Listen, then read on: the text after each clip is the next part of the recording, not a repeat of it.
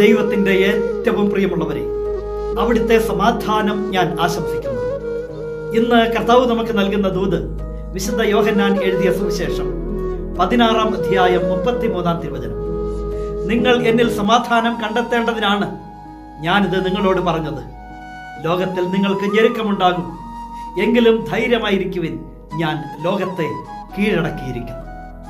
മരണത്തെ കീഴടക്കിയ, ലോകത്തെ കീഴടക്കിയ കർത്താവ് പറയുകയാ, നിങ്ങൾ ധൈര്യമായിരിക്കണം. ഈ ലോകത്തിൽ നിങ്ങൾക്ക് ഞെരുക്കങ്ങൾ ഉണ്ടാകും, അപ്പോഴും നിങ്ങൾ ധൈര്യമായിരിക്കണം. ആ ലോകത്തെ കീഴടക്കിയവനാ ഞാൻ, നിങ്ങളുടെ കർത്താവ്. ഇന്ന് ഈ ദൂത് കേൾക്കുന്ന എൻ്റെ പ്രിയമുള്ളവരെ, നിരവധിയായ കാര്യങ്ങളിൽ ലോകത്തിൽ ഞെരുക്കങ്ങൾ ഉണ്ടാകുമ്പോൾ നമ്മുടെ കർത്താവിനെ നോക്കി സമാധാനിക്കാൻ നമുക്ക് സാധിക്കണം. നിങ്ങൾ എന്നിൽ സമാധാനം കണ്ടെത്തേണ്ടതിനാണ് ഞാനിത് നിങ്ങളോട് പറഞ്ഞത് എന്ന് പറഞ്ഞു തുടങ്ങുന്നു ഈ തിരുവചനത്തിൽ.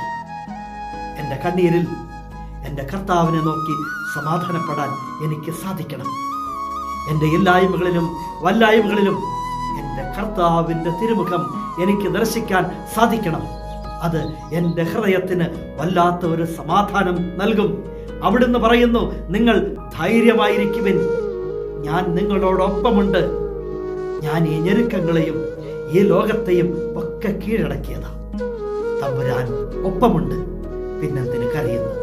കരുണാമയനായ ദൈവം നമ്മെ എല്ലാവരെയും സമൃദ്ധിയായി അനുഗ്രഹിക്കട്ടെ.